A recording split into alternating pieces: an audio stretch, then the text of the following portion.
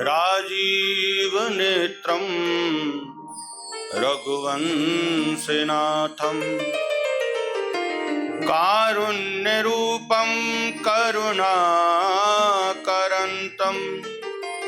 श्रीरामचन्द्रं शरणं प्रपद्ये। संत सरल चित जगत हित जान स्वभाव सनेहु बाल विनय सुन कर कृपा राम चरण रति देव। वंदौ तुलसी के चरण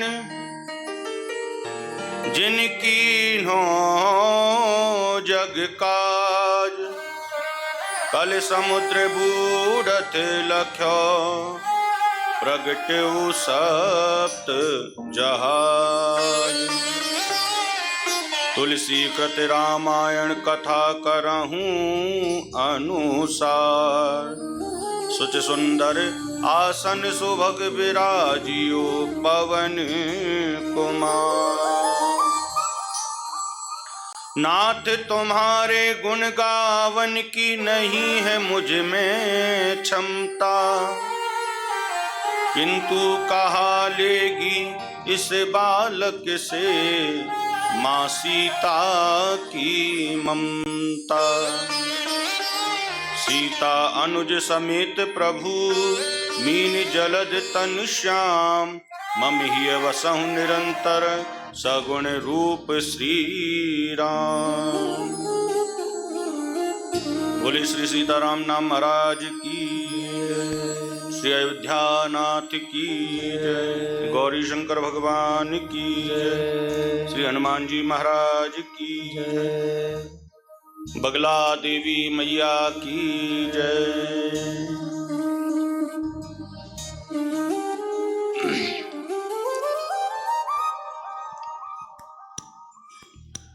बड़ा हर्ष का विषय है।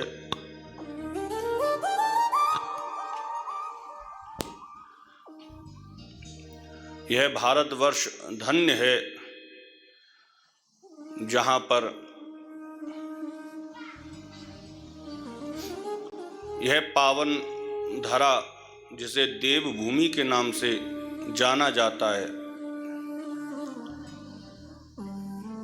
जहां पर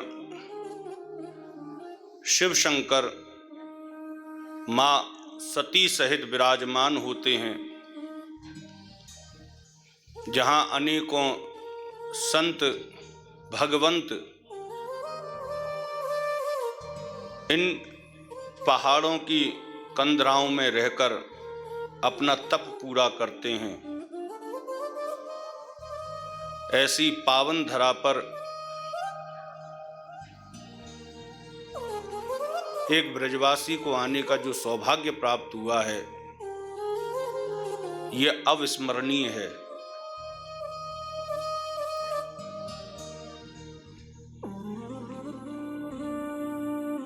इस पावन धरा का ये प्रभाव है,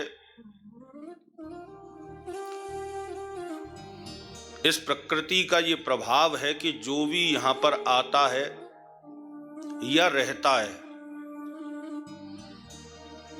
इस प्रकृति की प्रति छाया से हर एक जीव का मन स्वतः ही पवित्र हो जाता है।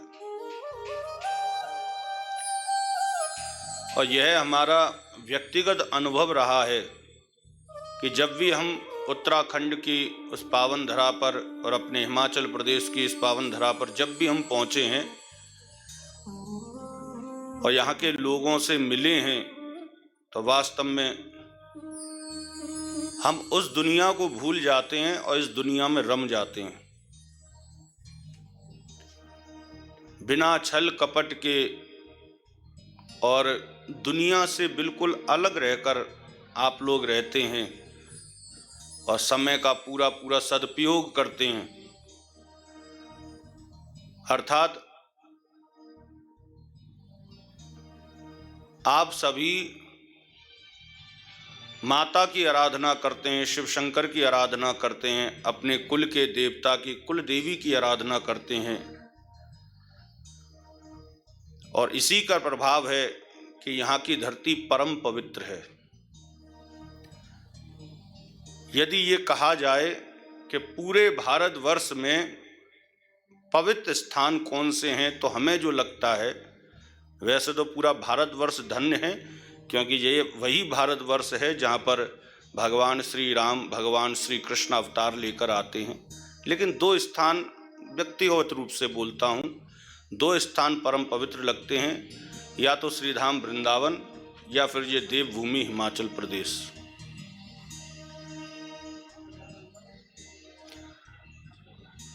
आप सभी का भी बड़ा सहयोग है कि आज आप जो है श्री राम कथा श्रवण करने जा रहे हैं, और एक कृष्ण भक्त के मुखारविंद से, एक ब्रजवासी के मुखारविंद से। और भैया ध्यान रखना, जब माता के दरबार में कोई ब्रजवासी पहुंचता है तो माता को भी बड़ी प्रसन्नता होती है कि आज मेरा कन्हैया वृंदावन से आया है, और निज गोद में बिठाकर वह लाड़ भी लड़ाती है। और भैया हमारा क्योंकि तत्व है ब्रजवासी का, तो पूरा सम्मान भी प्रदान करती है। एक माँ का स्वभाव भी ऐसा ही होता है, तो उनके वात्सल्य का असर है कि आज कृष्ण भक्त अर्थात ब्रजवासी आपको श्री राम कथा श्रवण कराने के लिए बैठा हुआ है। लेकिन मन में थोड़ा सा विकृति मत लाइएगा आप लोग कि कृष्ण और राम, इन दोनों में अंतर है। राम और कृष्ण दोनों बिल्कुल एक हैं। यदि ये कहा जाए कि जो राम और कृष्ण में भेद करता है वो पाप करता है, तो कोई अतिशयोक्ति नहीं होगी। राम कृष्ण में कोई भी अंतर नहीं है। केवल अंतर यदि आपको समझना है तो मैं एक उंगली से समझा सकता हूं। एक उंगली से, ये जो उंगली है यदि सीधी खड़ी है तो समझ लो राम है, और टेढ़ी हुई तो समझ लो कृष्ण है। बस जो काम सीधेपन से हो जाते हैं उसे राम कर देते हैं, और जो काम सीधेपन से नहीं होते, टेढ़ा बनना पड़ता है, तो भगवान श्री कृष्ण टेढ़ा बन के अपना काम निकाल लेते। प्रेम से बोलो जय श्री राम। राधे भी बोलो चलेगा, लेकिन हनुमान राम जी की कथा है तो प्रयास करें कि राम जी का नाम लें। प्रेम से बोलो जय श्री राम। तो ऐसी पावन दिव्य कथा में हम लोग सभी प्रवेश करेंगे। उससे पूर्व कुछ क्षण भगवान श्री राम का नाम स्मरण करें।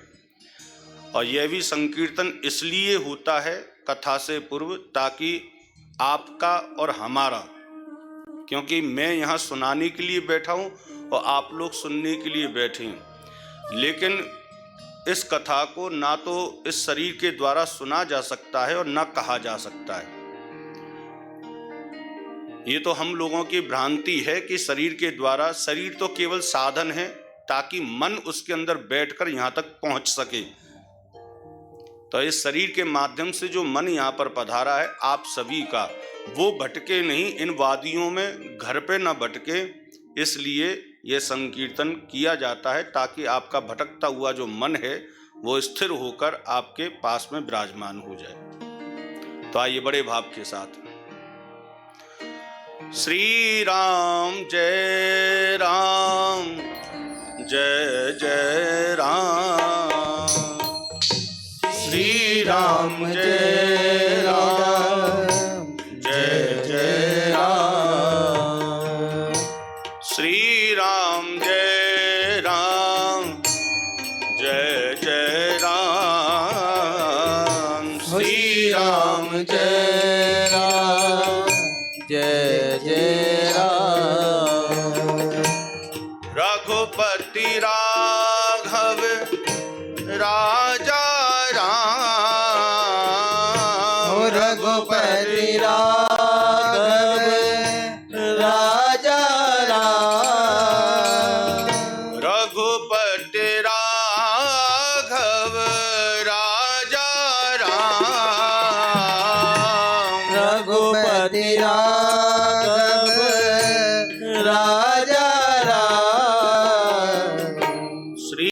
राम जय राम जय जय राम श्री राम जय राम जय जय राम। मंगल भवन अमंगल हारी मंगल भवन अमंगल हारी मंगल भवन अमंगल हारी मंगल भवन अमंगल हारी द्रवहु सुदशरथ अजर विहारी द्रवहु सुदशरथ अजर विहारी। श्री राम जय राम जय जय राम श्री राम जय राम जय जय राम। मंगल मूर्ति मारुति नंदन मंगल मूर्ति मारुति नंदन सकल अमंगल मूल निकंदन सकल अमंगल मूल निकंदन पवन तन संतन हितकारी पवन तन संतन हितकारी हृदय विराजत अवध विहारी हृदय विराजत अवध बिहारी। श्री राम जय राम जय जय राम श्री राम जय राम जय जय राम। श्री राम जय राम जय जय राम श्री राम जय राम जय जय राम। श्री राम जय राम जय जय राम श्री राम जय राम जय जय राम। श्री राम जय राम जय जय राम श्री राम जय राम जय जय राम। श्री राम जय राम जय जय राम श्री राम राम जय राम जय जय राम। श्री राम जय राम जय जय राम श्री राम जय राम जय जय राम। श्री राम जय राम जय जय राम श्री राम जय राम जय जय राम। श्री राम जय राम जय जय राम श्री राम जय राम जय जय राम। जय सिया राम जय जय सिया राम जय सिया राम जय जय सिया राम। जय सिया राम जय जय सिया राम जय सिया राम जय जय सिया राम। रघुपति राघव राजा राम रघुपति राघव राजा राम। श्री राम जय जय राम श्री राम जय जय राम। श्री राम जय जय राम राम जय राम जय जय राम। श्री राम जय जय राम श्री राम जय राम जय जय राम। श्री राम जय राम जय जय राम। राम जय राम जय जय राम। जय जय श्री राम। जय जय श्री राम। जय जय श्री राम।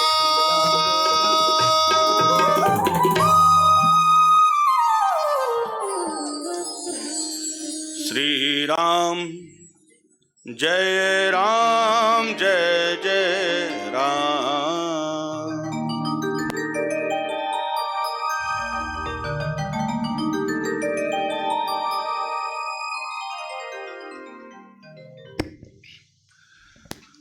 परम मंगल में परात्पर अखिलेश्वर अकारण करुणा वर्णालय भक्त वांगशात कल्पतरु तड़िद्युत विनिंदित पीतांबरधारी मर्यादा पुरुषोत्तम भगवान श्री राम पूज्यपाद गोस्वामी श्री तुलसीदास जी महाराज, श्री सद्गुरुदेव भगवान बुद्ध मंगल में संत समाज, श्रोता समाज, भक्ति स्वरूपा माताएं एवं भगवान श्री राम के लाडले भक्त श्री हनुमान जी महाराज की दिव्य उपस्थिति में आइए हम सभी इस दिव्य श्री राम कथा में प्रवेश करते हैं। सर्वप्रथम यहाँ पर बैठे हुए सभी माताओं को और जो पुरुष वर्ग बैठे हुए हैं श्रोता के रूप में, जिनके अंदर बैठा हुआ जो चिन्मयी आत्मा है जो कि परमात्मा का बिंदु है, उस परम आत्मा बिंदु को मैं सत्सत नमन करता हूँ। बोले श्री रामचंद्र भगवान की जय।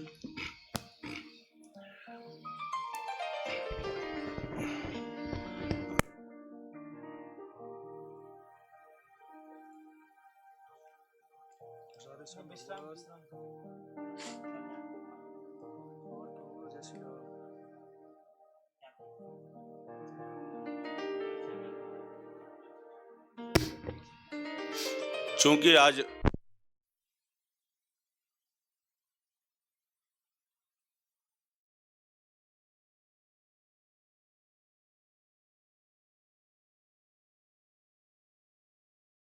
करते हैं, चूंकि आज प्रथम दिवस है तो तैयारी का दिवस होता है।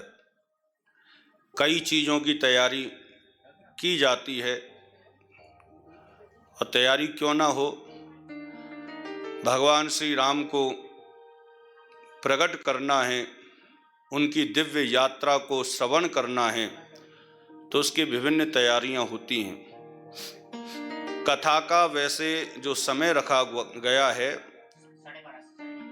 12:30 से 3:30, कथा का जो समय रखा गया है वो 12:30 बजे से 3:30 बजे तक रखा गया है।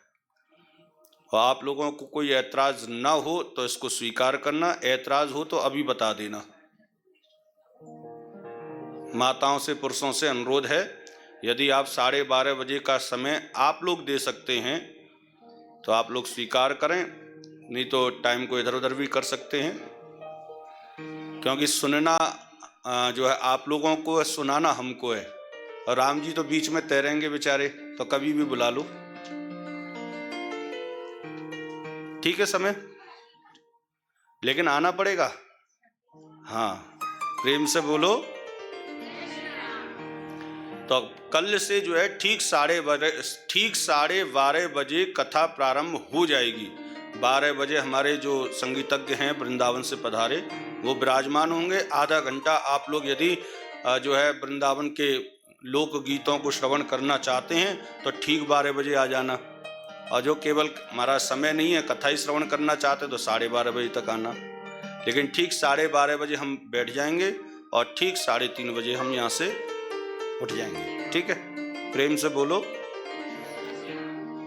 ऐसी बात नहीं है, टाइम में हम नहीं बंधे हैं, आप लोग बंधे हैं।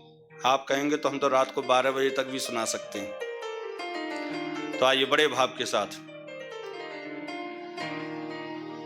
श्री रामचरितमानस और ऐसा परम पावन दिन है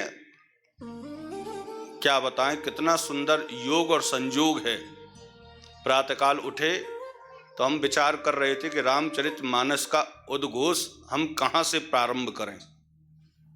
तो मन में विचार आया तो कई चीज़ें बाहर निकली जो मैं आपके सामने प्रस्तुत करूँगा। माता रानी के दर्शन हो गए तो और भी आनंद। रात को मैं आ चुका था लेकिन माता रानी के दर्शन नहीं कर पाया, अब सुबह किया, बड़ा आनंद आया। तो उन्हीं की प्रेरणा से, उन्हीं की गोद में बैठकर हम सभी इस राम कथा को श्रवण करने जा रहे हैं। रामचरितमानस ये एक ऐसी दिव्य गाथा है जिसकी हर एक चौपाई अपने आप में ज्ञान का समुद्र लिए बैठा है। एक एक चौपाई पर 7-7 दिन तक बोला जा सकता है, गाया जा सकता है। ये जो 9 दिवसीय श्री राम कथा है वो केवल रामचरितमानस का सार श्रवण करने के लिए है और ज्यादा से ज्यादा समझा भी नहीं जा सकता, क्योंकि जब भी बगीचे में आपको किसी वृक्ष की आकांक्षा होती है तो उसके लिए पूरा वृक्ष नहीं लगाया जाता, उसके लिए एक छोटा सा बीज लगाया जाता है। यदि बीज रूपी सार आप लोगों ने ग्रहण किया तो निज हृदय की भूमि पर आप उस बीज को गाड़ देंगे तो आपके हृदय में राम रूपी कमल स्वतः खिल जाएंगे।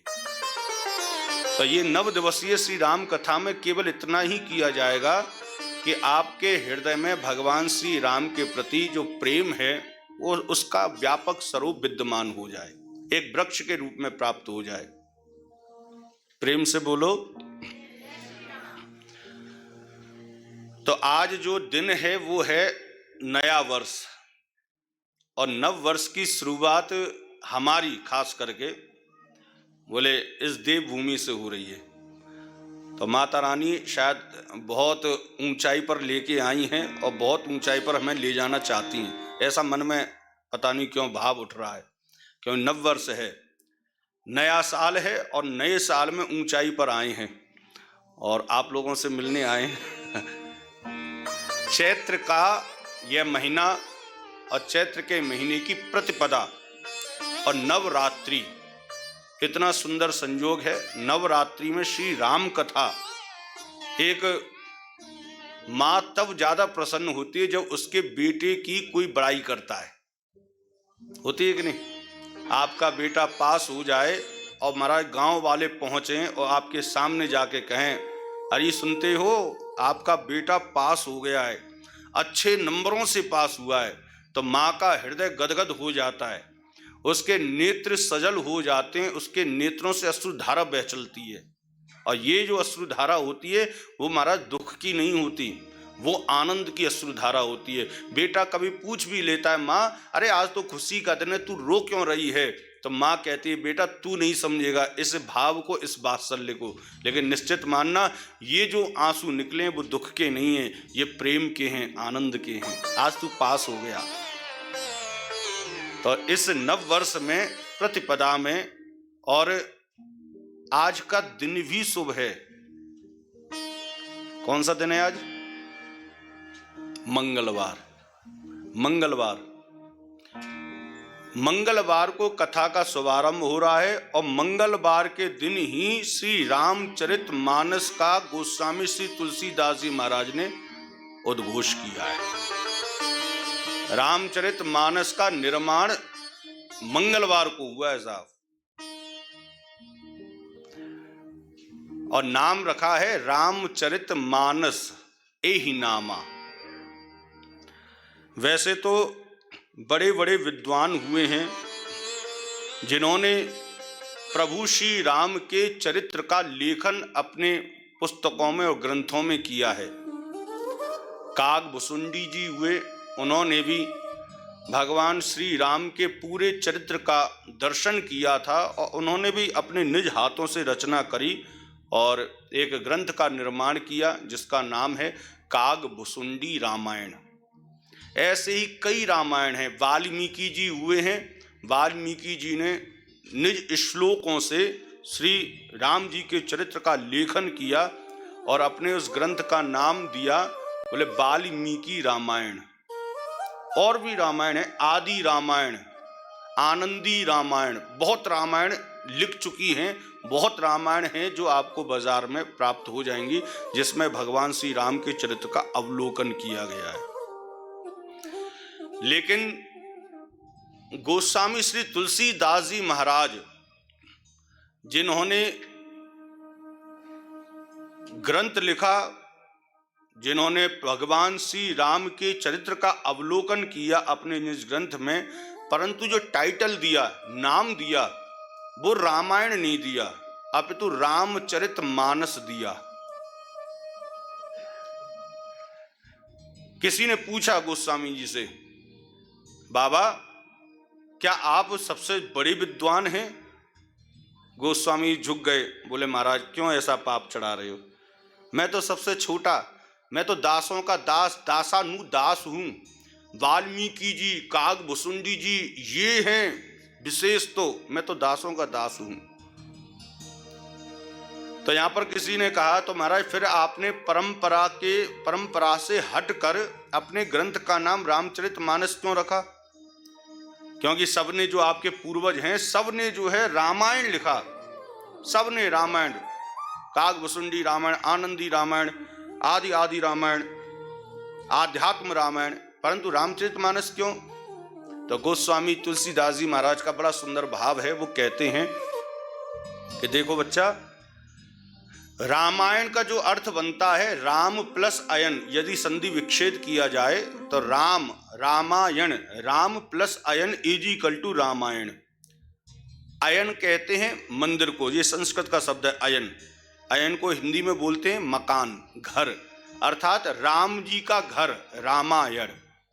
गोस्वामी जी कहते हैं, बोले इन्होंने जो ग्रंथों का निर्माण किया है, सबने राम जी का घर बनाया है, सबने राम जी का महल बनाया है, सबने राम जी का मंदिर बनाया है।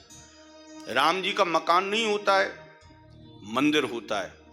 राम के लिए जो मकान बनाते हैं, यदि उसमें इंसान रहते हैं तो वो मकान होता है, और यदि उसमें भगवान रहते हैं तो वो मंदिर हो जाता है। तो सबने राम जी का मंदिर बनाया, परंतु मैंने मंदिर नहीं बनाया। बोले रामचरितमानस एहि नामा, बोले मैंने मंदिर नहीं बनाया। मानस शब्द आया रामचरितमानस, राम तो है ही है, और चरित का मतलब चरित्र, मानस का मतलब होता है सरोवर। मैंने तो भाई एक सुंदर सरोवर का निर्माण किया है, एक तालाब बनाया है।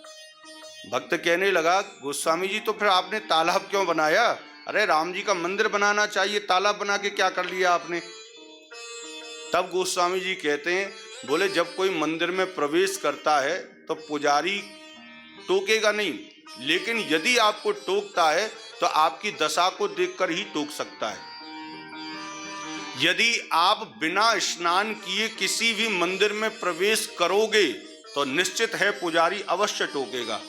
वो कहेगा, बोले ये मंदिर है, यहाँ बिना स्नान किए प्रवेश नहीं मिल सकता।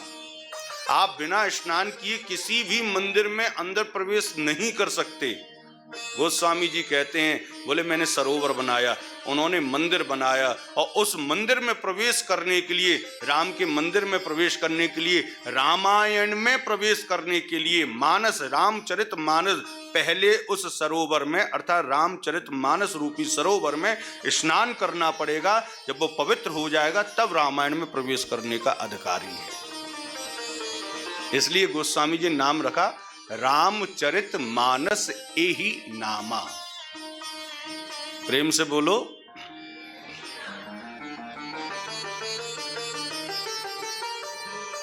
दूसरा भाव ये भी है कि रामचरितमानस ही क्यों? देखो, रामचरित जब भी आप किसी ग्रंथ को उठाते हैं तो रामचरित के सबसे लास्ट में मानस है, और पहले राम है, लास्ट में मानस है, और बीच में चरित है। चरित का मतलब चरित्र, अर्थात बोले राम जी की कथा आपके शरीर को सुधारती नहीं है। राम जी की कथा आपके स्वरूप को न सुधारेगी। बोले राम जी की कथा यदि इफेक्ट डालती है तो केवल आपके चरित्र पर डालती है। राम कथा को जो श्रवण कर लेता है उसका चरित्र बिल्कुल साफ हो जाता है। रामचरित की कथा, राम जी की कथा हमको जीना सिखाती है कि संसार में हमको कैसे जीना चाहिए। कृष्ण कथा है जो कुछ करना सिखाती है, लेकिन राम कथा है वो जीना सिखाती है कि हमें अपने भाई के साथ कैसे व्यवहार करना चाहिए। राम जी 4 भाई थे, उन्होंने अपने भाइयों के साथ कैसा व्यवहार किया, उन्होंने अपने मित्रों के साथ कैसा व्यवहार किया, उन्होंने हनुमान जी के साथ कैसा व्यवहार किया, माता जानकी ने अपने प्रभु श्री राम के साथ में कैसे व्यवहार किया, लक्ष्मण जी ने राम जी के साथ कैसे व्यवहार किया, उन्होंने 14 वर्ष की यात्रा में जो कठिनाई झेली हैं वो महाराज झेलने के बावजूद भी उनके चेहरे पर प्रसन्नता क्यों है, ये सब के सब आपके चरित्र का निर्माण करती हैं। एक बात बताऊं, जब भी राम जी का नाम लिया जाता है ना तो वो सबसे पहले रावण याद आ जाता है। रावण याद आता है। जैसे ही राम कथा चालू होगी तो पता चलता है कि इसका अंत कहां होगा। बोले रावण मरेगा तब होगा। अच्छा, रावण तो दुष्ट है तो राम जी का नाम लेते ही रावण क्यों याद आ जाता है, ये भी समझने वाली बात है। 2 ही प्रकार के इंसान हैं इस दुनिया में, और यदि इन दोनों में से यदि कोई नहीं है तो वो इंसान ही नहीं है। सत्य बात है। एक है आस्तिक और दूसरा है नास्तिक। एक है आस्तिक और दूसरा है नास्तिक। आस्तिक उसको कहते हैं जो भगवान का नाम ले, जो उनका भजन करे, जो उनके दर्शन करे, वो आस्तिक है। आस्तिक का मतलब जिसके अंदर साधुता है। आस्तिक का मतलब जिसका चरित्र बहुत प्यारा है। और नास्तिक बोले जिसका चरित्र खराब है। नास्तिक बोले जो भगवान को गालियां देता है। नास्तिक बोले माला झोली लिए हुए साधु संतों को कमेंट्स करता है, वो नास्तिक है।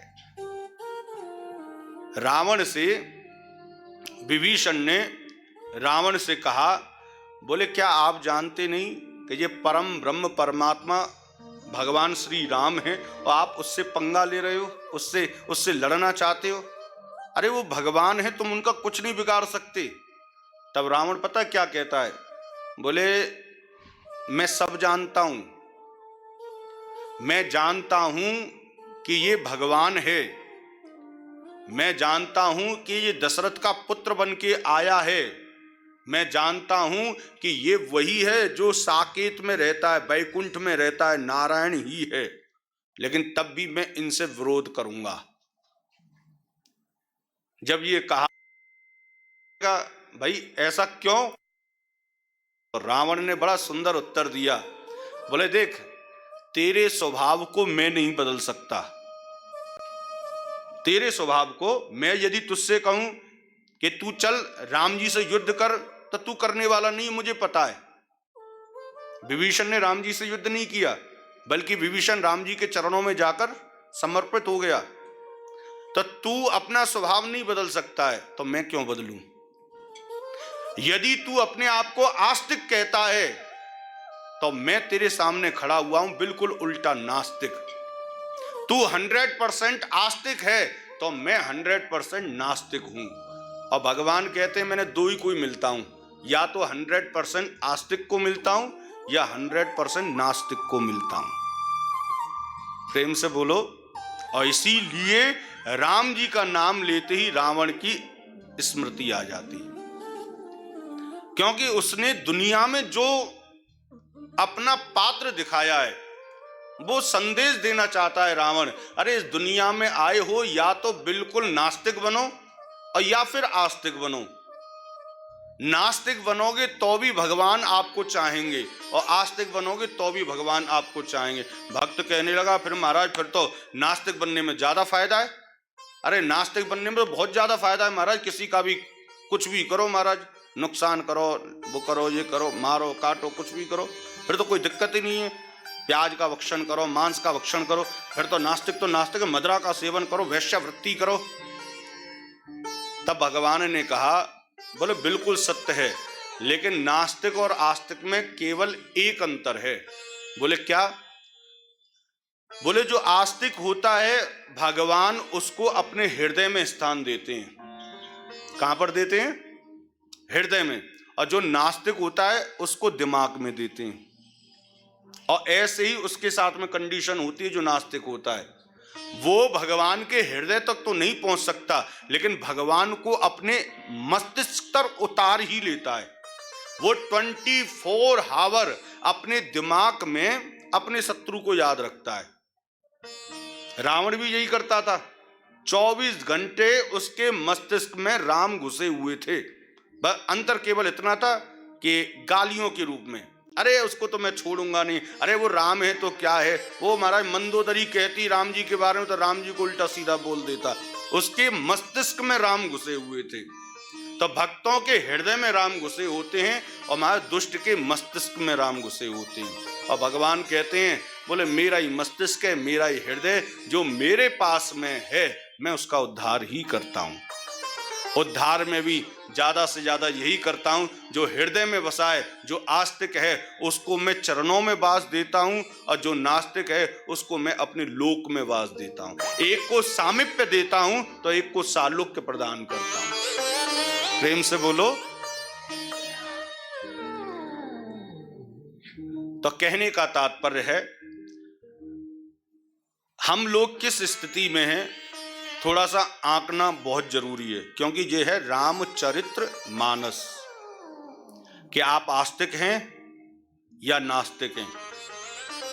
और आज के समाज की जो स्थिति है ना साहब, बड़ी विचित्र है। आज का इंसान, यहाँ की तो मैं बात नहीं कर सकता क्योंकि यहाँ का तो पता नहीं है, मैं तो आया हूं परखूंगा। लेकिन हाँ, नीचे जो दुनिया है आपकी देवभूमि से नीचे, वो 2 घंटे राम रहता है तो 2 घंटे रावण रहता है साहब। ना तो वो टोटल आस्तिक बन पाया है और ना टोटल वो नास्तिक बन पाया है। 2 घंटे राम है, 2 घंटे रावण है। जाप कर रहा है तो राम का नाम, और जैसे ही माला पटकी तो मुंह से गालियां निकालना चालू। 1 मिनट नहीं लगता उसे महाराज। 2 घंटे राम है, 2 घंटे रावण है। विचित्र स्थिति है। उसे खुद नहीं पता कि मैं किस दिशा में जा रहा हूं।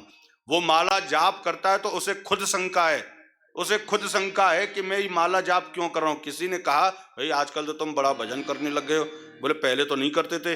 बोले यार पहले तो नहीं करता था, एक दिन कथा में बैठा, उन्होंने कहा था कि माला जाप करने से राम जी मिल जाते हैं। तो मैंने सोचा कि माला जाप कर लूं। पता चला कि महाराज बिना माला की मर गया, राम जी भी नहीं मिले। कम से कम उनको बता तो दूंगा कि मैंने 1-1.5 घंटा आपका जाप किया था। विचित्र स्थिति है। तो भैया हमको क्या करना है? बोले एक रूप में रहना है, या तो आस्तिक बने या फिर टोटल नास्तिक। और यहाँ पर भी बैठे हैं आप लोग ना, कथा श्रवण करने के लिए बैठे हैं तो 100% बैठना, 100%। नहीं तो भैया शक्ल दिखाने के लिए आप लोग आए और फिर चले जाएं तो आपकी गिनती ना तो आस्तिक में रहेगी और ना नास्तिक में रहेगी। हाँ, ये मानते हैं कि जितने भी भक्त यहाँ पर आएंगे सब अपनी अपनी इच्छा के अनुरूप आएंगे। कोई लोकाम विधि से आया होगा, बोले हमारे यहाँ पर तो सूचना पहुंची है भाई राम कथा हो रही है और हमें वहां जाना है। कोई तो आया है सूचना पर, जिसको कार्ड मिला होगा या सूचना दी होगी या लोकाम विधि, बोले भाई हमारे गांव में कथा हो रही है, चलो भाई एक बार तो जाना पड़ेगा, नहीं तो यहाँ के जो प्रधान हैं, चेयरमैन हैं, वो क्या सोचेंगे। कोई आया है यहाँ पर अपनी व्याधि को लेकर, बोले महाराज घर में व्याधि है, परिवार में दुख है, चलो कथा सुनिए शायद व्याधि मिट जाए। और कोई यहाँ पर आ सकता है धी को लेकर, बुद्धि को लेकर, बोले देखे तो सही अब की बार कौन से महाराज जी आए हैं, सुना है वृंदावन से आए, चलो देखे तो सही क्या बोलते हैं, कैसे बोलते हैं। 100 कमी करवाने वालों में और 10 कमी बोलने वालों में निकालने के लिए यहाँ पर बैठ जाते हैं। तो सब अपने अपने प्राप्तव्य के लिए यहाँ पर बैठे हैं, लेकिन कोई ना कोई इनमें से एक ऐसा भी होगा जो स्वच्छ मन से श्री राम कथा को 9 दिन तक श्रवण करने के लिए बैठा हो। तो कोशिश करना भैया, गिनती बढ़ाना, स्वच्छ मन से, पवित्र मन से बैठना। राम और रावण में कोई विशेष अंतर नहीं था। यदि राम और रावण की तुलना की जाए तो भैया सत्य कहता हूं, रावण राम से ज्यादा नंबर ले आएगा, बहुत ज्यादा। जाति में देखो तो रावण श्रेष्ठ है। कौन था? बोले ब्राह्मण कुल में जन्म हुआ था। भगवान श्री राम रघुवंशी थे। महाराज धन में देखो तो धन में रावण बड़ा था, पूरी लंका सोने की थी और अयोध्या में केवल एक महल, एक छोटा सा कमरा सोने का था बस। नाम में देखो 2 अक्षर का नाम है राम, और इसका देखो महाराज 3 अक्षर का रावण। इतना ही नहीं, लोग कहते हैं दशानन। राम जी का देखो 1 मुख और रावण के 10-10 मुख। कहीं से भी तुलना कर लो, किसी भी स्थिति से तुलना कर लो। परिवार से देखो तो राम जी का कोई खास परिवार नहीं, लेकिन रावण का देखो महाराज कितना बड़ा परिवार था। निर्णय का देख लो, बोले राम जी को 14 वर्ष का वनवास भुगतना पड़ा, अकेले आए। अकेले का मतलब धर्मपत्नी और लक्ष्मण। एक निर्णय लिया, नहीं मैं 14 वर्ष का पिताजी की आज्ञा का पालन करूंगा। लेकिन इधर रावण का निर्णय देखो, बोले मैं लड़ूंगा। पूरा का पूरा खानदान भगवान श्री राम से लड़ने के लिए तैयार हो गया। 1.25 लाख नाती थे, सब के सब लड़ने पहुंच गए। कुंभकर्ण से लेके हर सब कोई राम से बैर करने के लिए, केवल रावण की एक निर्णय पर। तो हर चीज में रावण राम से नंबर ज्यादा ले आएगा। लेकिन इसके बावजूद भी बोले पूरे भारतवर्ष में हर 1 किलोमीटर पर आपको राम जी के मंदिर मिलेंगे, रावण का एक भी मंदिर नहीं मिलेगा।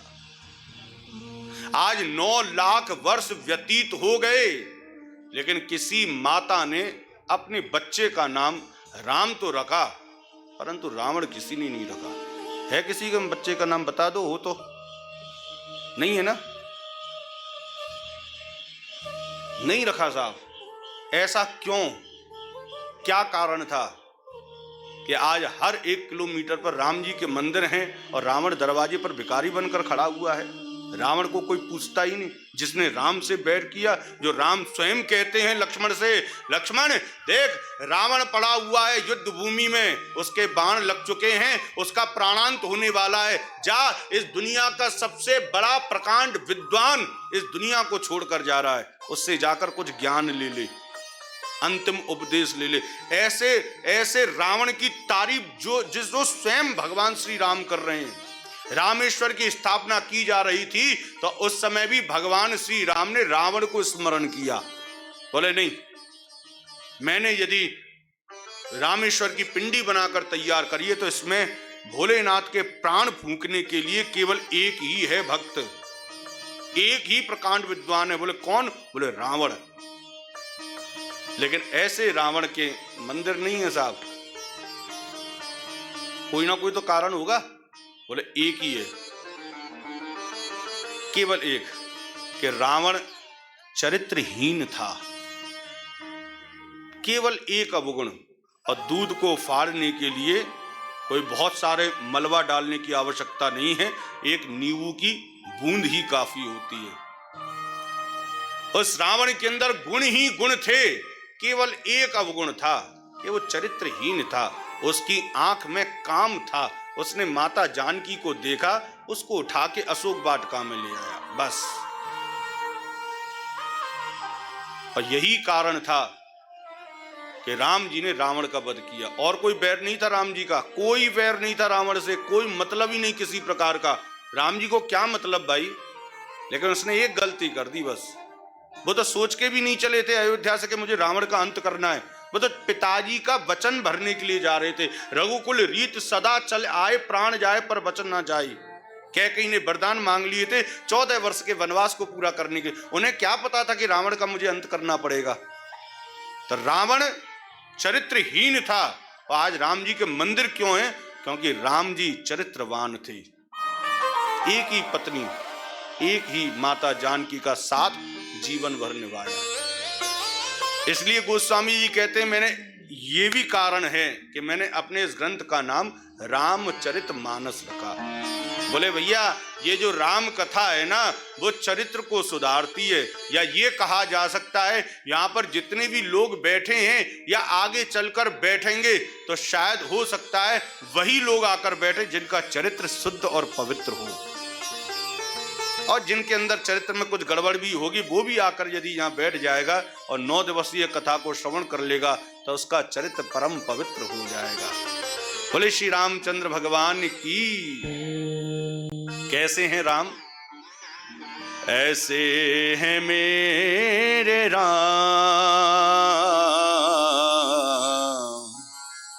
ऐसे हैं मेरे राम, ऐसे हैं मेरे राम, ऐसे मेरे राम, ऐसे हैं मेरे राम, ऐसे हैं मेरे राम, ऐसे हैं मेरे राम, ऐसे है मेरे राम।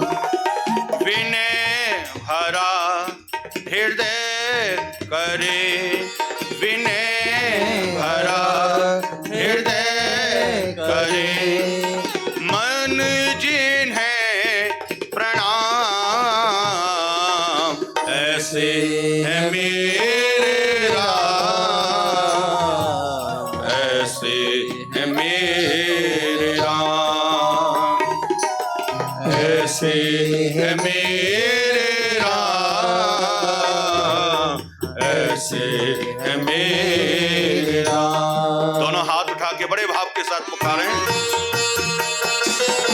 ऐसे है मेरे राम, ऐसे है मेरे राम।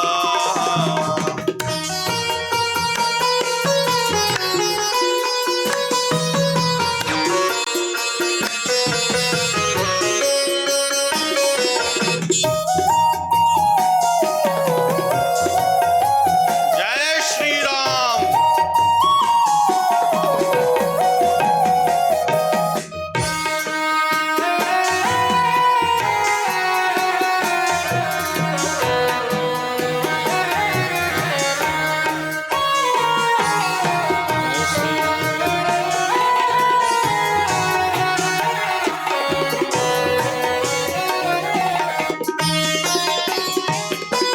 हृदय कमल नयन कमल, हृदय कमल नयन कमल, सुमुख कमल चरण कमल, सुमुख कमल चरण कमल, कमल के पुंज तेज पुंज, कमल के पुंज तेज पुंज, छवि ललित ललाम, ऐसे है मेरे राम, ऐसे है मेरे राम, ऐसे है मेरे राम, ऐसे है मेरे राम, ऐसे हैं मेरे राम, ऐसे हैं मेरे राम, हाँ ऐसे है मेरे राम, ऐसे है मेरे बड़े भाव के साथ जय श्री राम। जय श्री राम।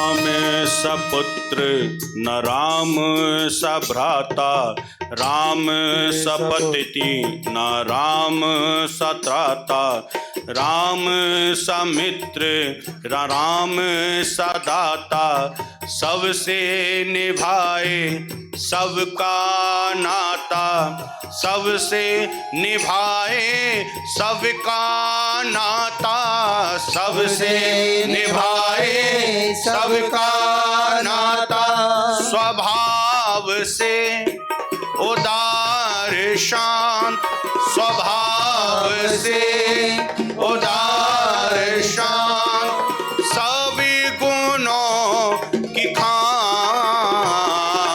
ऐसे है मेरा, ऐसे है मेरा, ऐसे है मेरा, ऐसे है मेरा।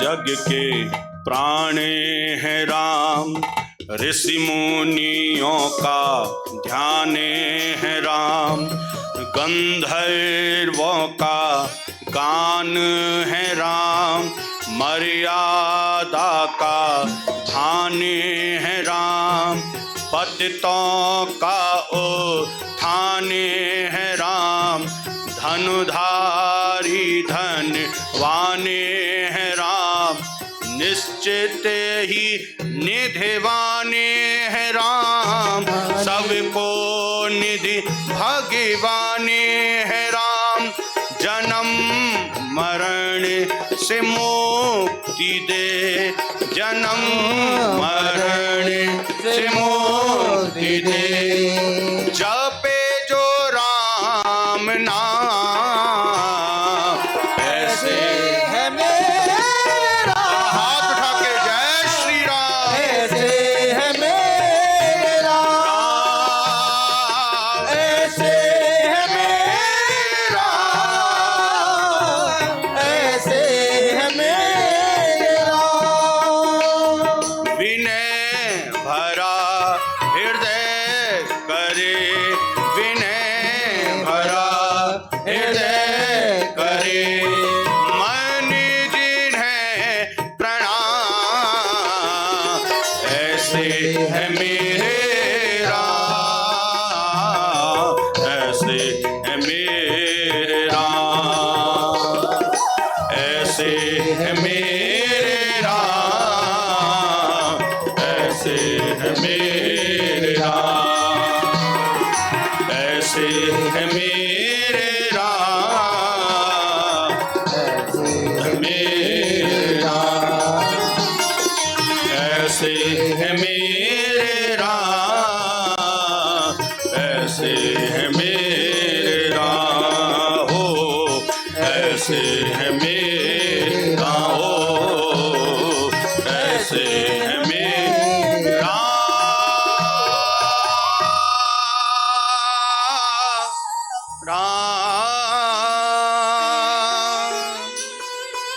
राम राम,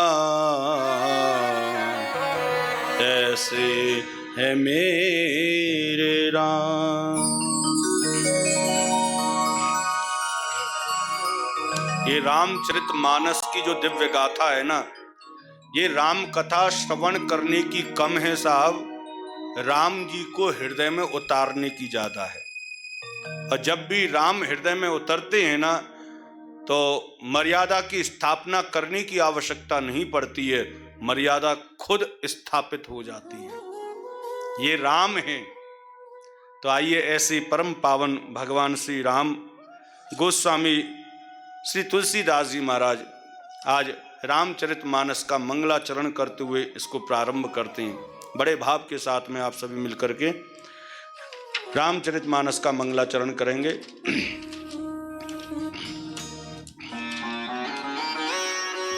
वर्णानामर्थ संघानाम रसानां छंदसामपि मंगलानां च कर्तारौ वंदे वाणी विनायकौ भवानी शंकरौ वंदे श्रद्धा विश्वास रूपिणी याभ्यां विना न पश्यन्ति सिद्धा स्वान्तास्तमीश्वरम्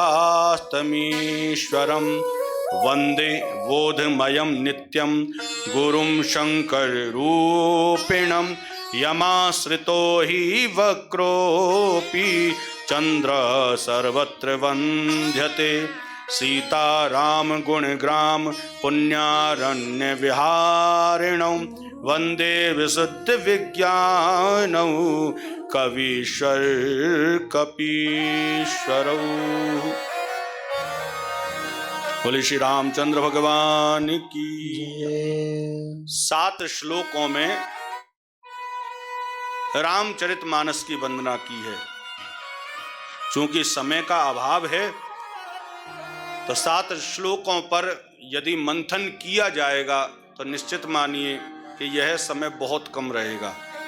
तो आइए एक आध श्लोकों को उठाते हैं और उनका मंथन करते हैं, उस पर विचार करते हैं कि आखिर में गोस्वामी श्री तुलसीदास जी महाराज ने इन श्लोकों में क्या भाव प्रकट करे हैं। तो प्रथम श्लोक है वर्णानामर्थ संघानां रसानां छंदसामपि मंगलानां च कर्तारौ वंदे वाणी विनायकौ। आज जब रामचरितमानस का निर्माण किया या करने बैठे हैं तो उन्होंने सर्वप्रथम किस देवता को पुकारा या किस देवी को पुकारा है, यह श्लोक वही वर्णन कर रहा है। तो वंदे वाणी विनायकौ। वैसे तो हम सभी जानते हैं कि इस दुनिया में जब भी कोई मंगल कार्य किया जाता है, किसी फैक्ट्री का उद्घाटन करना हो या अपने मकान का शुभारंभ करना हो या कोई मंगल कार्य, भागवत हो, राम कथा हो, देवी भागवत हो, किसी भी मंगल कार्य को प्रारंभ करते हैं तो सबसे पहले प्रथम पूजनीय कौन है बताइए? शंकर जी सबसे प्रथम है। हाँ, गणपति जी। हाँ, शंकर जी नहीं है, गणपति जी, गणेश जी। गणेश जी प्रथम पूजनीय हैं, लेकिन गोस्वामी जी निज श्लोक में लिखते हैं, बोले वंदे वाणी विनायको। पहले वाणी को बुलाया है, फिर विनायक को। विनायक कहते हैं गणेश जी को, वाणी कहते हैं सरस्वती जी को। तो किसी ने पूछा, बोले बाबा आप रामचरितमानस का उल्लेख कर रहे हैं तो गणेश जी को पहले बुलाना चाहिए, आपने सरस्वती को क्यों बुलाया? तो मानो उनका भाव है। गोस्वामी जी कहते हैं, बोले भैया एक बात बताओ, गणेश जी इस सृष्टि में सबसे पहले प्रथम पूजनीय हैं, ये बुद्धि देने वाली कौन है? क्योंकि बुद्धि की अधिशास्त्री जो देवी हैं वो कौन है? मां सरस्वती। अरे भैया गणेश जी प्रथम पूजनीय हैं, ये बुद्धि में रखने वाला, बुद्धि में देने वाला या बुद्धि तक, मुख बुद्धि से यहाँ जीव तक पहुंचाने वाला कौन है? बोले बुद्धि की जो देवी हैं कौन? सरस्वती। बोले इसलिए मैंने सबसे पहले सरस्वती को स्मरण किया है। सरस्वती जी को जैसे स्मरण किया गोस्वामी जी ने, सरस्वती तैयार हैं, लेकिन सरस्वती जी कहती हैं, बोले मैं इतनी ऊपर से आऊंगी है और नीचे तक आऊंगी तो थक नहीं जाऊंगी? मैं कोई पुरुष थोड़ी ना हूं भाई। पुरुष तो कहीं भी भाग सकता है, दौड़ सकता है, लेकिन माताओं का तो महाराज आप लोगों को पता ही है, बेचारे ये जो पुरुष हैं वो ऊपर से नीचे 10 चक्कर लगा लेंगे, लेकिन माताएं एक चक्कर लगाने के बाद दूसरा नहीं लगा सकती। प्रेम से बोलो। तो देवी ने हाथ जोड़े, मैं इतनी दूर से आऊंगी महाराज, थक जाऊंगी। तो गोस्वामी जी कहते हैं, माते आप आइए तो सही। अरे जब कोई दूर से आता है तो महाराज उसकी थकान मिटाने की भी उपाय हैं मेरे पास। बोले क्या? बोले मैंने सरोवर का निर्माण किया है, रामचरित मानस। आप आए और इस सरोवर में स्नान करें, और जो भी महाराज थक कर आता है यदि वो स्नान कर लेना तो उसकी सारी थकान मिट जाती है। देवी प्रसन्न हो गई और आज उन्होंने इस रामचरित मानस में प्रवेश किया है। और फिर बुलाया गणेश जी को, हे गणेश जी महाराज आप भी आए। बोले भाई मेरा क्या काम है। जब सरस्वती आ गई तो बोले महाराज मेरे लेखन में किसी प्रकार का कोई विघ्न ना आए। तो विघ्न हरता कौन है? बोले गणेश जी। तो सच्चाई में यही बात है कि गणेश जी प्रथम पूजनीय हैं, ये तो बात है ही है, लेकिन वो प्रथम पूजनीय क्यों हैं? क्योंकि आप जो भी काम करना प्रारंभ कर रहे हैं ना, तो आप भगवान से प्रार्थना करते हैं, हे ठाकुर इस कार्य में किसी प्रकार का कोई विघ्न ना आए। तो भगवान कहते हैं गणेश जी जाओ, क्योंकि आप विघ्न हरता हैं। आप जाएंगे तो कोई विघ्न आ ही नहीं सकता, क्योंकि दरवाजे पर आप खड़े हो जाओगे। इसलिए गणेश जी का आह्वान किया। वंदे वाणी विनायकौ। दूसरा श्लोक देखें तो भवानी शंकरौ वंदे श्रद्धा विश्वास रूपिणौ याभ्याम विना न पश्यन्ति सिद्धा स्वान्तास्तमीश्वरम। भवानी शंकरौ वंदे। दूसरे श्लोक में मां भवानी सहित भोलेनाथ को प्रणाम किया है। बोले पधारिए, बोले पधारिए। भोलेनाथ को क्यों स्मरण किया? उनका क्या काम है साहब? बोले श्रद्धा विश्वास रूपिणौ। बोले जो मां भवानी हैं, माते हैं, वो श्रद्धा का स्वरूप हैं। और भोलेनाथ कौन है? बोले वो विश्वास का स्वरूप है। और जब भी किसी ग्रंथ का निर्माण किया जाता है या उसको बोला जाता है, उसमें दो ही चीज की आवश्यकता पड़ती है, एक है श्रद्धा और दूसरा है विश्वास। यदि आपके अंदर श्रद्धा नहीं है तो आपको विश्वास हो ही नहीं सकता, और यदि आपको विश्वास है तो भैया श्रद्धा आपके अंदर ऑलरेडी है, ये निश्चित है। आप लोग यहाँ पर बैठे हैं, यहाँ पर दोनों ही भूमिका समझ में आती हैं। आप लोग यहाँ पर बैठे हैं और शांत बैठे हैं, अर्थात आपके अंदर श्रद्धा है कि भाई कोई वृंदावन से आया है, तो उसके प्रति आपकी श्रद्धा है। और विश्वास, बोले विश्वास है कि ये श्री राम कथा अवश्य श्रवण कराएंगे, तभी तो आप बैठे हैं। तो श्रद्धा विश्वास रूपिणौ। और भैया महादेव भी कोई साधारण नहीं है। कहते हैं कि आप किसी देवी देवता को भजो मत भजो, कोई बात नहीं है, लेकिन एक भोलेनाथ एक ऐसे स्वतंत्र देवता हैं जिनके चारों तरफ कोई भी गेट नहीं है। आप किसी भी मंदिर में चले जाना, किसी भी मंदिर में चले जाना, मैं आज की बात तो नहीं कर रहा हूं, अब तो कलयुग है तो सब कुछ बदल चुका है, लेकिन आज से आप ज्यादा नहीं 100 वर्ष पूर्व की बात करें तो महाराज भोलेनाथ एक ऐसे देवता हैं जो 24 आवर भक्त को दर्शन देते हैं, 24 घंटे।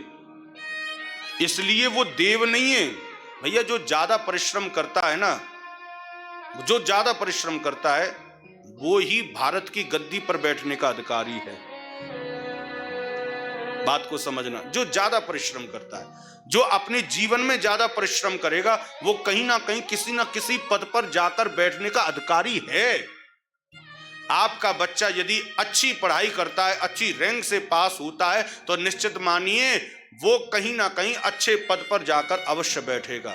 क्यों? क्योंकि उसकी मेहनत का प्रतिफल है। भोलेनाथ 24 घंटे एक ही स्थान पर बैठे रहते हैं कि मेरे भक्त को कब ना जाने कौन सा कष्ट आ जाए, वो आपके लिए मेहनत करते हैं। बोले कभी भी आओ आप, भोलेनाथ कहते हैं 24 घंटे तैयार हूं, तेरे ऊपर जो भी कष्ट आए तो मुझे बताना, मैं उस कष्ट का हरण करूंगा।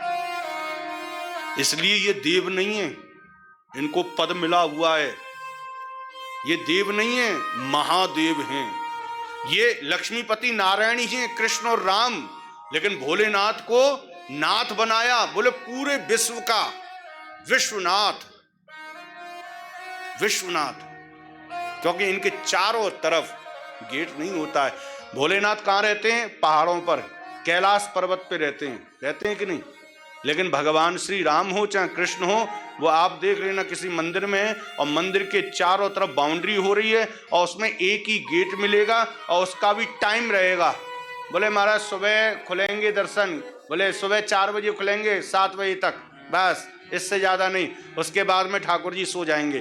फिर महाराज दोपहरी भर सोते रहेंगे, फिर शाम को खुलेंगे महाराज 4 बजे। लो साहब, अब भोलेनाथ आप किसी मंदिर में चले जाओ, भोलेनाथ को 1 लोटा जल चाहिए साहब, और जाके चढ़ाया। भवानी शंकर, मैं इस श्लोक के माध्यम से आप सभी को यह अवगत कराना चाहता हूं कि भैया भोलेनाथ सदाबहार हैं। क्या है? उनको देवता मानना ही मत कि ये देव हैं, ये तो महादेव हैं, सदाबहार हैं। हर खाली जगह की पूर्ति करने वाले कौन से देव हैं? बोले महादेव। मैया रूठ जाए तो महादेव के पास जाओ, राम जी रूठ जाए तो महादेव के पास जाओ, कृष्ण जी रूठ जाए तो महादेव के, 33 कोटि देवी देवता रूठ जाएं, महादेव के पास जाना, वो हमेशा प्रसन्न रहते हैं। क्योंकि इनकी सेवा में त्रुटि हो सकती है। मुकुट पहनाना भूल गए तो महाराज नाराज हो जाएंगे जी, हाथ में कड़ूला पहनाना भूल गए तो नाराज हो जाएंगे, कान में कुंडल पहनाना भूल गए तो नाराज हो जाएंगे, सुंदर पोशाक पहनाना भूल गए तो नाराज हो जाएंगे, राम जी के धनुष लगाना देना भूल गए तो नाराज हो जाएंगे। लेकिन भोलेनाथ कहते हैं, बोले मैं नाराज होता ही नहीं मैं क्या करूंगा नाराज होके? अरे 1 लोटा जल तो चढ़ा ही सकता है, मुझे कोई कपड़ा नहीं पहनाना, मुझे कोई मुकुट में नहीं पहनाना, कुछ नहीं करना है, केवल ताजा ताजा 1 लोटा जल ले आना और मेरी खोपड़ी पर डाल देना, मैं प्रसन्न हो जाऊंगा। इस कॉल्ड महादेव, इसलिए महादेव है। प्रेम से बोलो, भवानी शंकरौ वंदे श्रद्धा विश्वास रूपिणौ। तीसरा श्लोक, वंदे बोधमयं नित्यं गुरुं शंकर रूपिणं, यमाश्रितो हि वक्रोऽपि चंद्रः सर्वत्र वंद्यते। आहा, वंदे बोधमयं नित्यं गुरुं शंकर रूपिणं, यमाश्रितो हि वक्रोऽपि चंद्र सर्वत्र वंद्यते। ऐसे भोलेनाथ जिनको बंधन कर रहे हैं गोस्वामी जी, उसका दूसरा कारण भी बताते हैं। बोले भोलेनाथ साधारण नहीं है, उन्होंने टेढ़े चंद्रमा को अपने शीश पर धारण कर रखा है। टेढ़े चंद्रमा को। किसी ने गोस्वामी से पूछा, बोले महाराज कुछ भी हो, लेकिन महादेव सब जगह से सही है, लेकिन टेढ़े आदमी को अपने शीश पर धारण करना ये अच्छा नहीं लगता है, शोभा नहीं देता है। कोई टेढ़ा व्यक्ति हो और आप उसको सिर पे चढ़ाओ तो वो महाराज नाचेगा नहीं तो और क्या करेगा?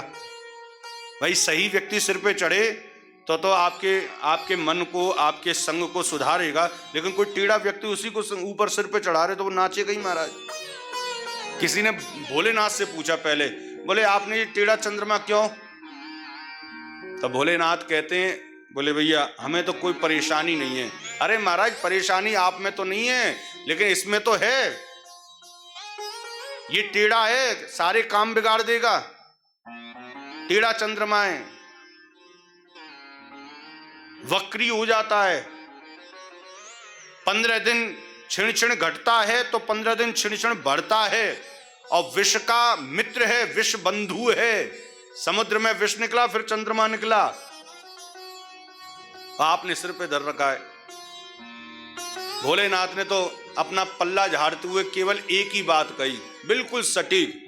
बोले चंद्रमा भले ही कैसा हो, थोड़ा ध्यान से सुने, चंद्रमा भले ही कैसा हो, भोलेनाथ कहते हैं लेकिन ये मेरे इष्ट भगवान श्री राम के नाम से जुड़ा हुआ है, इसलिए मैं इसको शीश पे धारण करता हूं। क्योंकि भगवान श्री राम को क्या बोलते हैं? बोले राम चंद्र, कृष्ण चंद्र, ये भगवान श्री राम से जुड़ा हुआ है और इसलिए मैं इसको अपने शीश पे धारण करता हूं।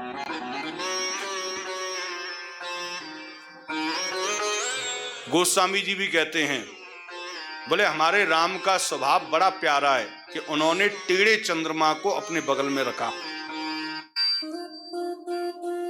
गोस्वामी जी कहते हैं, बोले भगवान श्री राम दुनिया वालों को एक संदेश देना चाहते हैं कि तुम चाहे कैसे भी हो, तुम चाहे कैसे भी हो, कामी हो, क्रोधी हो, लोभी हो, द्वेषी हो, ईर्ष्यालु हो, कैसे भी हो, टेढ़े हो, लंगड़े हो, लूले हो, राम जी कहते हैं तुम मुझसे जुड़ जा, मैं सत्य कहता हूं तेरी वैल्यू बढ़ा दूंगा, तुम मुझसे जुड़ जा।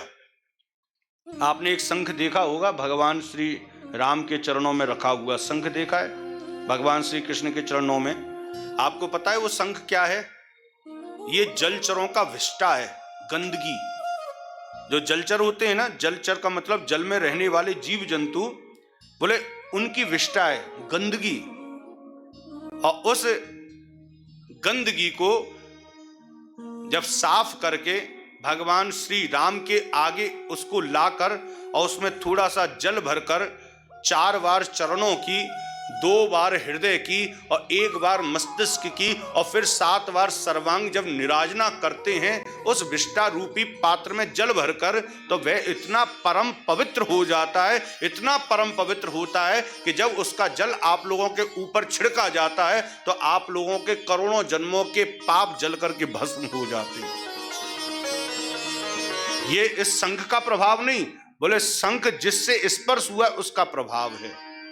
राम जी कहते हैं, बोले मुझसे कोई भी आकर भावे को भाव अनख आलसहूं, भावे को भावे अनख आलसहूं, नाम जपत मंगल दिस दसहूं, नाम जपत मंगल दिस दसहूं, नाम जपत मंगल दिस दसहूं, नाम जपत मंगल दिस दसहूं, ओ भाव अनख आलस हूँ, भावे को भावे अनख आलसहूं, भाव को भाव अनख आलस हूँ, भाव को भाव अनख आलस। आलसहूं,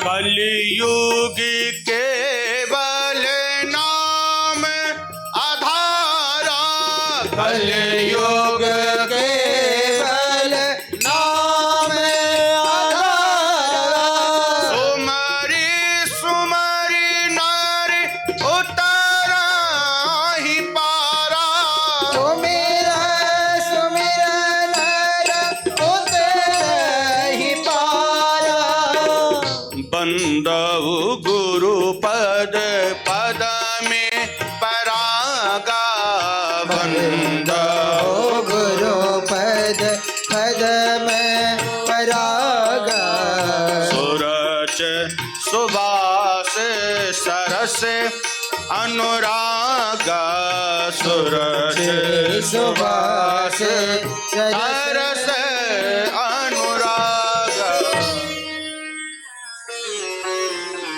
तो ये सप्त श्लोकों में गोस्वामी जी ने वर्णन किया और बड़ा सुंदर यह वर्णन प्रणाम किया।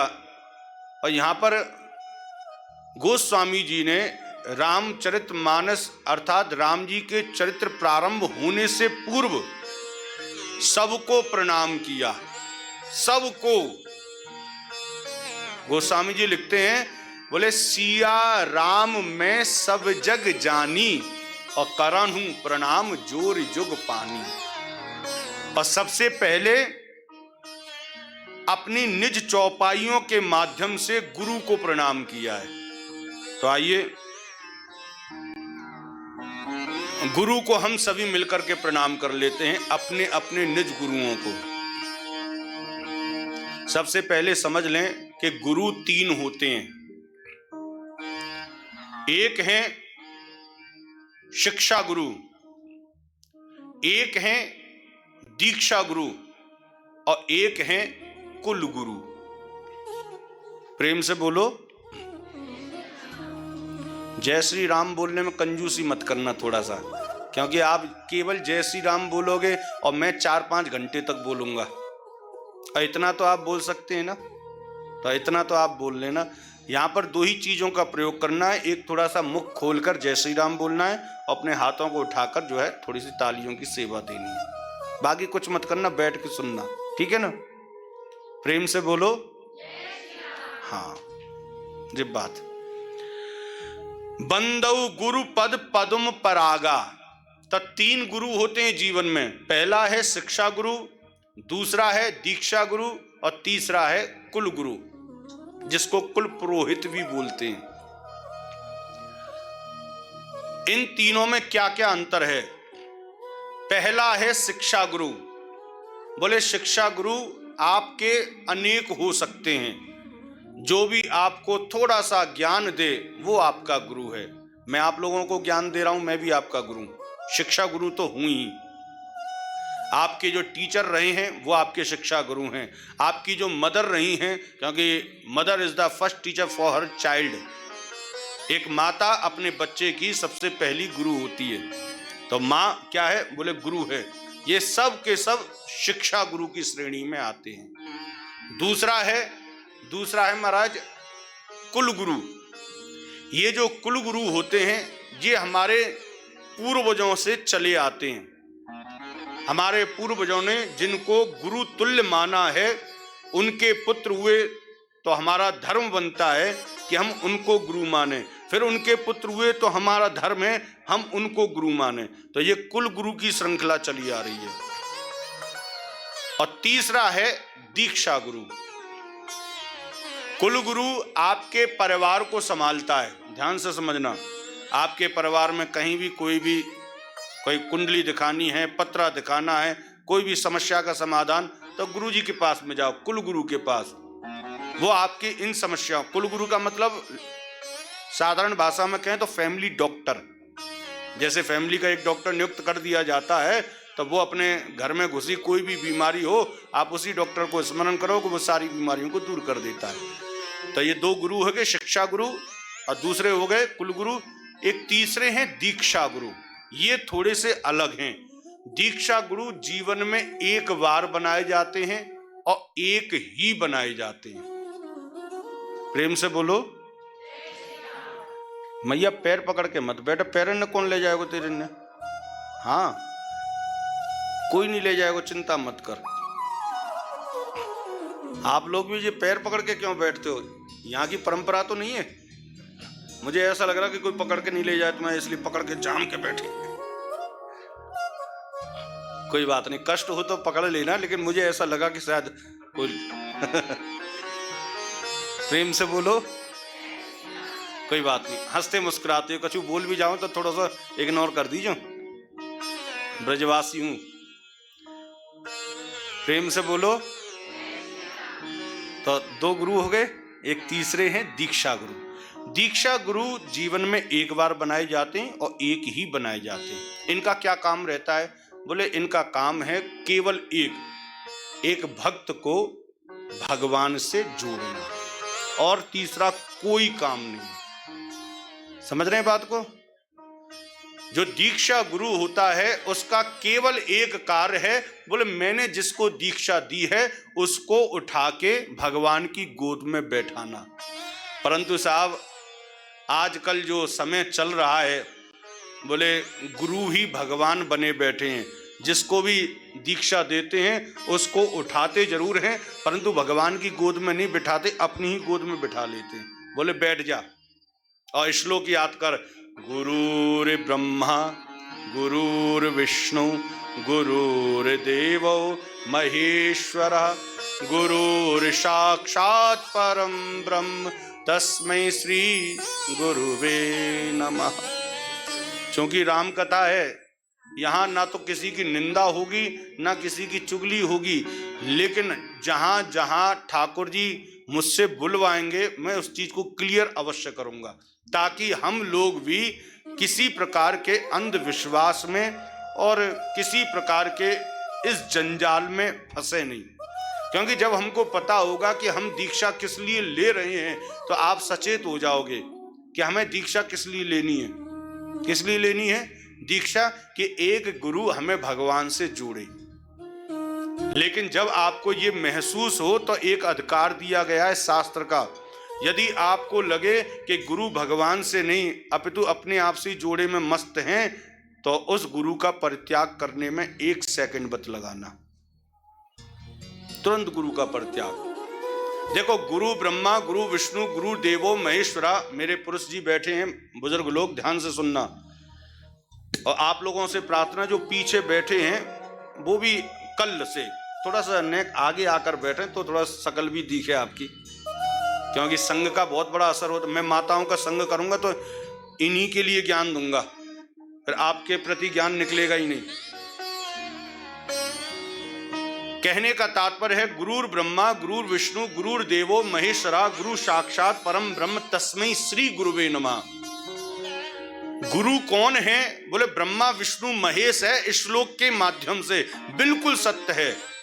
लेकिन माताओं और मेरे भाइयों बुजुर्गों, ध्यान रखना, ये जो श्लोक है ना वो शिष्य के लिए है, ना कि गुरु के लिए। हमें ये समझना पड़ेगा। एक शिष्य के अंदर ये भाव होना चाहिए कि गुरु त्रिदेव है, लेकिन गुरु के अंदर ये भाव नहीं होना चाहिए कि मैं त्रिदेव हूं। बात समझ में आ रही है कि नहीं? उदाहरण था, जैसे पति परमेश्वर होता है कि नहीं? होता है कि नहीं? होता है ना। पति परमेश्वर होता है, किसके लिए होता है? पत्नी के लिए होता है ना। ये आपका भाव है, प्योर भाव है कि भाई पति परमेश्वर होता है। और वास्तव में देखा जाए तो परमेश्वर होता है क्या? यदि परमेश्वर होता तो महाराज मदिरा का सेवन क्यों करता? परमेश्वर होता तो महाराज अवक्ष भोजन क्यों करता? परमेश्वर होता तो वो आले में बैठाने योग्य है? उसके सामने तो आले में बैठा के 2 अगरबत्ती लगाओ डेली। पति परमेश्वर होता है, ये हमारा भाव है। लेकिन उस पति को सावधान होना चाहिए। बोले ये इसका भाव है, तू अपने आप को परमेश्वर मत मान लेना। और यदि उसने अपने आप को परमेश्वर मान लिया ना तो वो राम कथा में तुमको आने ही नहीं देगा। जैसे तुम निकलोगे पूछेगा कहाँ जा रही हो? बोले जा रहे हैं हम राम कथा सुनने के लिए, माता बगला देवी के जो है पंडाल में जो है बढ़िया राम कथा हो रही है। बोले किसकी कथा? बोले परमेश्वर की। बोले परमेश्वर तो जे रहा, मेरी कथा सुन, तू वहां कहां जा रही कथा सुनबे काजे? प्रेम से बोलो। तो आप समझ गए होंगे मैं क्या कहना चाह रहा हूं। जब भी आप किसी गुरु से दीक्षा लें तो सबसे पहले अपने आप को पक्का करें कि हम गुरु जी से दीक्षा इसलिए ले रहे हैं कि वो हमको भगवान से जोड़ कर रखे। ऐसे ही गुरु पानी पीजे छान के और गुरु लीजे जान के। आपको अधिकार है, पूरा अधिकार है कि आप पूरी तरह से पड़ताल करें कि हमारे गुरुजी अपने आप से जोड़ते हैं या परमात्मा से जोड़ते हैं। और जब आपको सटीक व्यक्तित्व नजर आ जाए तो उससे दीक्षा भी अवश्य लेनी चाहिए। क्यों? गुरु बिन भव निधि तरही ना कोई, ओ गुरु बिन भव निधि तरही ना कोई हो। गुरु बिन भव निधि तरही ना कोई, गुरु बिन भव निधि तरही ना कोई। जो विरंच शंकर सम होई, जो विरंच शंकर सम होई। जो विरंच शंकर सम होई, जो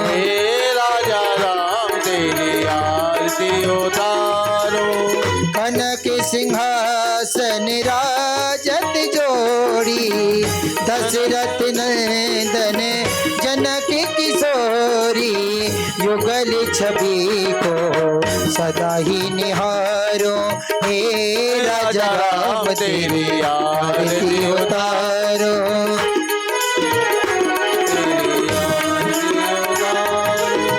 वाम भागे शोभित जग जननी चरण विराजत हे सुत अंजनी। उन चरणों को सदा ही पखारो। हे राजा राम तेरी आरती उतारो। आरती हनुमत के मन भावे राम कथा नित शिव जी गावे। राम कथा नित शिव जी गावे। सुन निज जन्म को सफल बनाओ। हे राजा राम तेरी आरती गाओ। चरणों से निकली है गंगा प्यारी। चरणों से निकली है गंगा प्यारी। हो पावन करती दुनिया सारी। पावन करती दुनिया सारी। हो पावन करती दुनिया सारी। पावन करती दुनिया सारी। हो इन चरणों में शीश नवाओ। हे राजा राम तेरी आरती उतारो। हे राजा राम तेरी आरती उतारो। हे राजा राम तेरी आरती उतारो। कर्पूर गौरम करुणावतारम संसार सारम भुजगेन्द्रहारम सदा वसंतम हृदयारविंदे मम भवानी सेतम नमामि। त्वमेव माता च पिता त्वमेव त्वमेव बन्धो च त्वमेव त्वमेव विद्यारम्भं त्वमेव त्वमेव सर्वं देवदेव त्वमेव सर्वं मम देवदेव। अदारार्धिक्यं जलेन चित्रीकरणं पुष्पे देवादिवन्दनं। द्योः शान्ति अन्तरिक्षगों शान्ति पृथिवी शान्ति रापः शान्ति लोकदेहा शान्ति वनस्पतयः शान्ति विश्वे देवाः शान्ति ब्रह्म शान्तिः सर्वं शान्ति शान्तिरेव शान्तिः सामा शान्तिरेधि शान्तिर्भवतु। पुष्प ले लेंगे। ओम जगनेन जगमय जंत देवास्तानि धर्माणि प्रथमान्यासन्नः देहनाकं महिमानः सजन्ति यत् पूर्वे साध्यासन्ति देवाः। एकदन्ताय विद्महे वक्रतुण्डाय धीमहि तन्नो दन्ते प्रचोदयात्। तत्पुरुषाय विद्महे महादेवाय धीमहि तन्नो श्रीरुद्रः प्रचोदयात्। दशरथनन्दनाय विद्महे कौशल्यानन्दनाय धीमहि तन्नो श्रीरामः प्रचोदयात्। महालक्ष्मी च विद्महे विष्णुपत्नी च धीमहि तन्नो श्रीलक्ष्मी प्रचोदयात्। नारायणाय विद्महे वासुदेवाय धीमहि तन्नो श्री विष्णु प्रचोदयात्। पुष्प दे दीजिए जजमान के हाथ में। शेवंत काम कुल चंपक पाटलाभ जय पुन्नाग्र जात करवील रसाल पुष्पै बिल्व प्रबाल तुलसी दल मंजरी विश्वाम पूजयाम जगदीश्वर में प्रसीद। नाना सुगंध पुष्पाणि यथा कालोद्भवानि च पुष्पांजलि मया दत्त ग्रहण परमेश्वर। मंत्र पुष्पांजलि समर्पयामि। श्री पुराण पुरुषोत्तमाय नमः। बोले श्री राघवेंद्र सरकार की, बोलो रामचरित्र मानस की, श्री तुलसीदास जी महाराज की, बोलो बगुलामुखी मैया की, सब संत समाज की, भक्त समाज की। जय जय श्री सीताराम, जय जय श्री राधे श्याम। नमः पार्वती पदे हर हर महादेव।